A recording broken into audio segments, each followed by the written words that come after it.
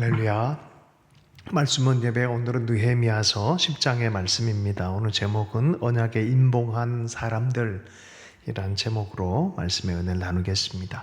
본문 말씀을 잠시 읽겠습니다. 우리 10장 1절부터 계속해서 한번 읽어보겠습니다. 이름이 많이 나오는데요. 한번 읽겠습니다. 그 임봉한 자는 하가랴의 아들 총독 느헤미야와 스디기야, 스랴야, 아사랴, 예레미야, 바술, 아마랴, 말기야, 학두스, 스바냐, 말룩, 하림, 무레못, 오바댜, 다니엘, 긴느돈, 바룩, 무설람, 아비야, 미야민, 마아시야, 빌게, 스마야이니 이는 제사장들이요. 또 레위 사람 곧 아사냐의 아들 예슈와 헤나닷의 자손 중에 빈누이, 감미엘과 그의 형제 스바냐, 호디야, 그리다, 블라야, 하난, 미가, 르홉, 하바샤, 삭굴, 세레바, 스바냐, 호디야, 바니, 브느니요, 또 백성의 우두머리들 곧 바로스, 바핫, 모압, 엘람, 삽두, 바니, 분니, 아스갓, 베베, 아도니아, 비그웨, 아딘, 아델, 히스기야, 아술, 호디야, 하숨, 베세, 하립, 아나돗, 노베, 막비아스, 무슬람, 헤실, 무세사벨, 사독, 야뚜아, 블라디아, 하난, 아나야, 호세야, 하나냐, 하숲, 할르헤스, 빌하, 소백, 루훔, 하삼나, 마아세야, 아히야, 하난, 아난, 말룩, 하림, 바나이니라. 그 남은 백성과 제사장들과 레위 사람들과 문지기들과 노래하는 사람들과 느디님 사람들과 및 이방 사람과 절교하고 하나님의 율법을 준행하는 모든 자와 그들의 아내와 그들의 자녀들 곧 지식과 총명이 있는 자들은 다 그들의 형제 귀족을 따라 저주로 맹세하기를 우리가 하나님의 종 모세를 통하여 주신 하나님의 율법을 따라 우리 주 여호와의 모든 계명과 규례와 율례를 지켜 행하여 우리의 딸들을 이 땅 백성에게 주지 아니하고 우리의 아들들을 위하여 그들의 딸을 데려오지 아니하며 혹시 이 땅 백성이 안식일에 물품이나 온갖 곡물을 가져다가 팔려고 할지라도 우리가 안식일이나 성일에는 그들에게 사지 않겠고 7해마다 땅을 쉬게 하고 모든 빚을 탕감하리라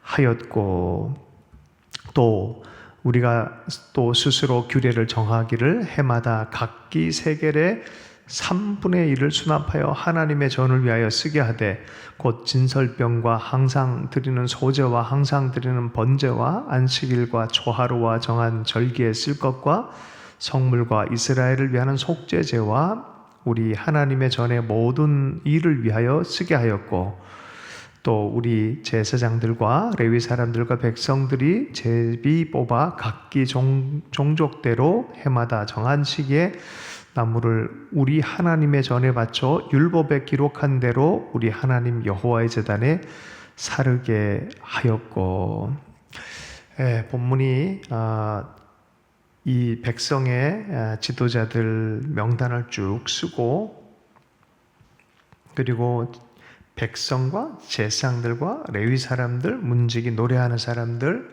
또 그 일을 섬기는 하인 같은 느디딤 사람들, 여러 하나님의 말씀을 존중하는 사람들이 모여가지고 언약하고 임봉했다라고 하면서 이 이름들을 아주 귀하게 기록해놨습니다.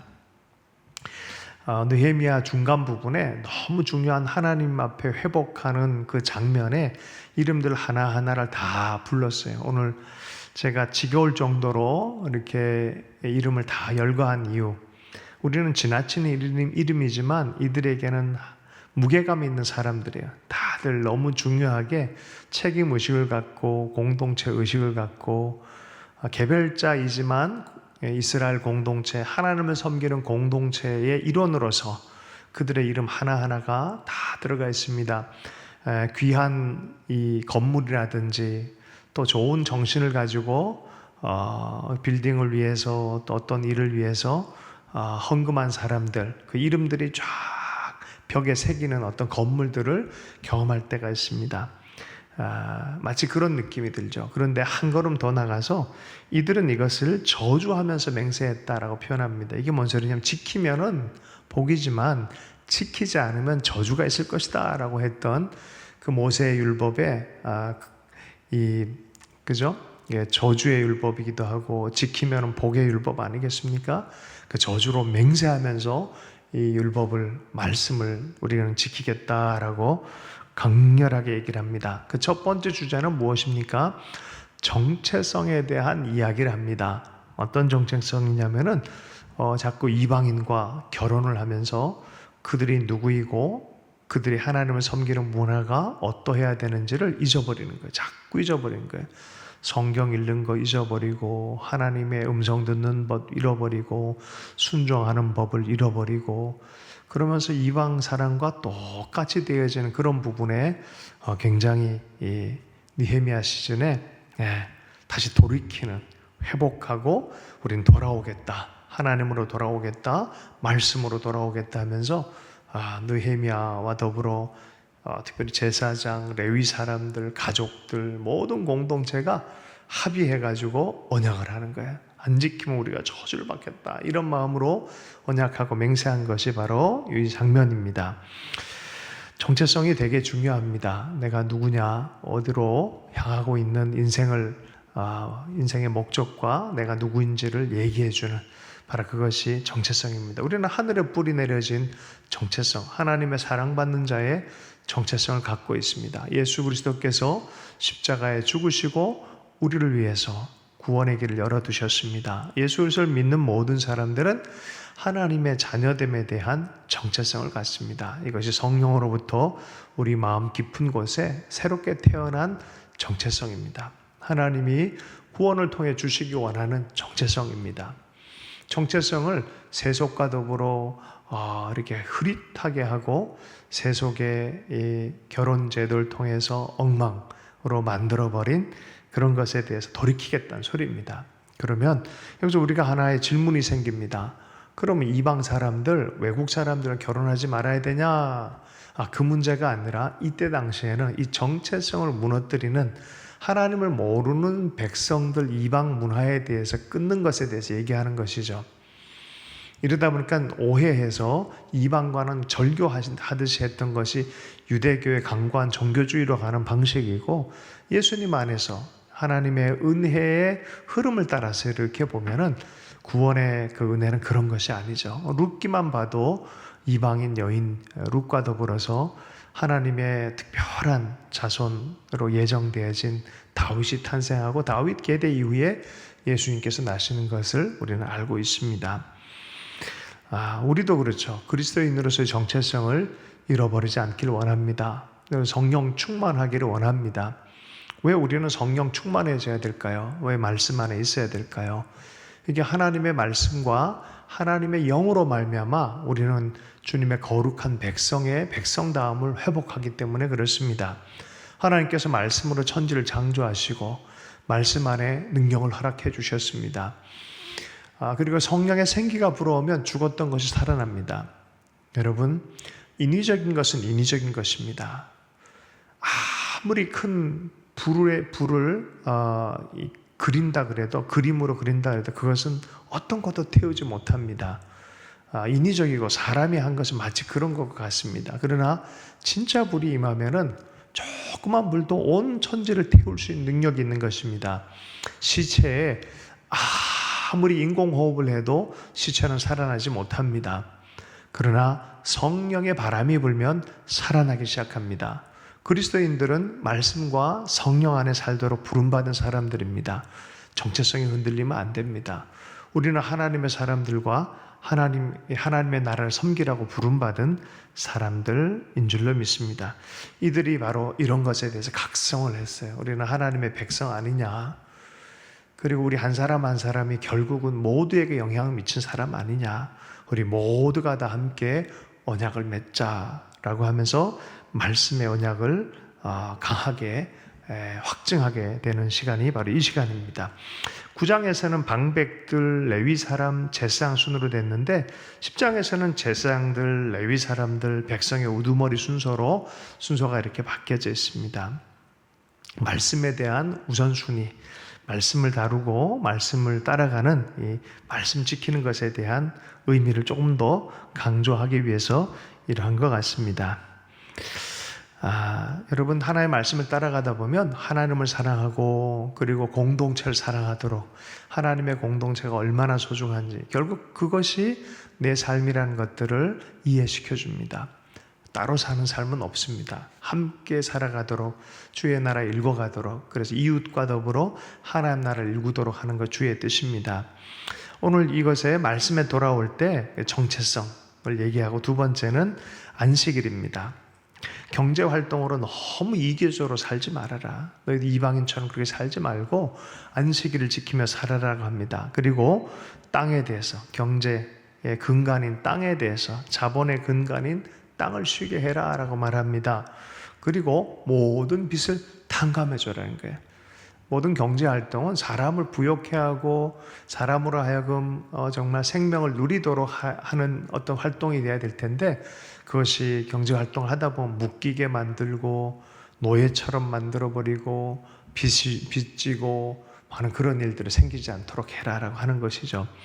구약 성경을 자세히 보면 이 경제에 관한 부분을 꽤 많이 다룹니다. 특별히 희년에 대해서, 또 탕감해 주는 것에 대해서, 자유에 대해서. 예수님께서도 사역을 하실 때 이 희년을 선포하는 사역이다라고 말씀하셨습니다. 갇힌 자, 묶인 자, 육체적으로, 경제적으로 어려운 모든 자들에게 하나님께서 자유를 선포하는 것에 대해서 선언하시면서, 그 구절을 읽으시면서 공적인 사역을 시작하셨습니다. 자, 이 뒷부분에 보면은 성전에 대한 얘기를 합니다. 구약에서는 성전이 공동체 중심에 대한, 하나님 앞에 나가는 예배의 처소이고 공동체가 하나가 되게 하는 그런 기능이죠.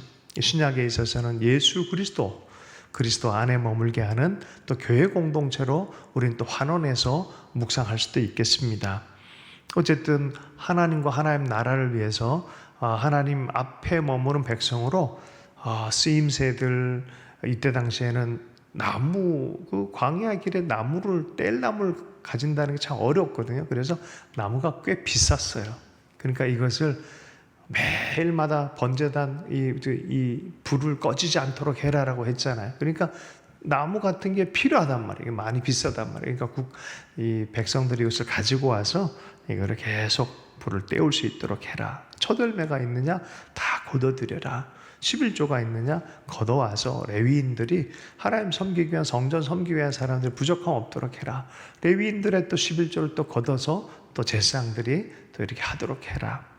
또 곳간 안에 같이 이렇게 있는 골방에 있는 제사장들과 문지기들, 성전 문지기들이 있잖아요. 또 노래하는 성가대 있죠. 이들이 다 그렇게 잘 할 수 있도록 해라라고 말합니다. 하나님의 전을 그대로 두지 말아라. 우리 시대로 보면은 교회 일에 대해서 교회가 너무 어려워지지 않도록 해라. 이래저래 섬기는 일들 앞에서는 세금처럼 해마다 각기 세겔의 3분의 1을 수납하여라는 그런 것을 이렇게 맹세했지만, 사실은 이건 뭐 그렇게 토라에 나온 율법은 아닙니다. 어쨌든 그것에 대해서 정신적으로 이렇게 이때 당시 사람들이 우리는 이렇게 하길 원합니다 했지만, 실제로 이 부분은 나중에 잘 지켜지진 않았어요. 그러나 여기에서 마음이 느껴지는 거죠. 어떤 마음입니까? 공동체를 위해서 함께 힘을 모아라. 힘을 모으고 공동체가 하나님 만남에 부족함이 없도록 그렇게 하라라고 말씀해 주고 있습니다. 성전에서 예배 드리는 거죠. 그 예배가 사라져버린 이스라엘은 상상할 수가 없습니다. 하나님의 임재가 사라진 교회는, 이 성전은 상상할 수가 없습니다. 그래서 이들이 한 것이 자기 정체성 회복, 예배 회복, 말씀대로 우리는 이렇게 살겠습니다 하는 약속입니다. 그래서 보면은 우리 하나님의 전에 모든 일을 위하여 쓰게 하였고, 오늘날에도 많은 사람들이 자기 개별적인 일, 이기적인 교회로 전락할 때가 있어요. 그냥 의식주의 삶으로만 끝나요. 자기 삶으로만 끝나버려요. 그리고 주님 나라 가면은 주님이 말씀하신 너희는 온 천하에 다니며 주의 복음을 선포하라 라는 말씀과 너는 가서 제자 삼으라 말씀이 얼마나 주님이 주신 우리에게 기본적 명령과 목적과 얼마나 다른지. 여러분, 이스라엘 사람들은 이 하나님을 경험하고 온 열방에 똑같이 이방이 빛이 되기를 하나님께서 원하셨습니다. 이방에 살면서 무너진 곳으로 돌아와서 회복하는 언약을 맺으면서 우리가 얼마나 멀리 떠났는지를 모르고 있다가 이제 가까이 다가가는 경험들, 언약을 통해서 시작합니다. 우리도 우리 속에 절기마다 때마다 하나님 앞에 그런 언약적인 시간들이 있으면 좋겠어요. 그래서 하나님, 우리가 이 부분에 이렇게 멀리 멀어졌습니다. 하나님, 우리가 이렇게 마음으로 다시 돌아가길 원합니다. 여러분, 때마다 시마다 이런 절기들이 중요한 이유가 그거예요. 우리가 가을께 또 새벽 예배 하면서 사랑하는 이 신부여 나랑 함께 가자라는 그런 주제로 말씀을 함께 나눌 때 또 마음을 쏟아내며 또 이 공동체가 한 마음 돼서 하나님을 기다리고 또 바라보고 음성을 들을 때 주께서는 신실하게 은혜 안에서 인도해 주시고 다시 세워주시고 임재로 충만하게 채우시고 역사해 주실 것을 우리는 확신합니다. 하나님은 살아계신 하나님이십니다. 그리고 우리의 기도를 들으시는 분이십니다. 우리가 인격적으로 주님 앞에 반응하고 우리가 이렇게 멀어졌군요 하면서 우리의 무너진 것들을 하나님께 토설하면서 회복하는 마음을 가질 때 반드시 받아주시고 그 하나님의 은혜와 언약에 성실하신 하나님께서 붙들어 주실 줄로 믿습니다. 오늘 주신 말씀 붙들고 잠시 기도하도록 하겠습니다. 하나님 아버지, 오늘 이 언약에 임봉한 사람들처럼 우리도 하나님 이 계절, 새로운 계절에 주님의 새로운 일들을 바라보며 옛 것을 내려놓고 새로운 페이지를 넘기며 하나님 그 은혜의 언약 안으로 나아갈 수 있기를 더욱 소망합니다. 그러한 하나님의 음성 들으며 하나님 살아계신 하나님과 동행하는 놀라운 임재의 회복이 나타나는 계절 될 수 있도록 은총 허락해 주시기를 간절히 기도합니다. 주님의 이름을 부르며 주님 앞에 더욱 머물기를 원하는 하나님의 종들 가운데 성령으로 충만케 하여 주시옵소서. 모든 것 주님께 의탁합니다. 살아계신 예수님 축복하며 기도했습니다.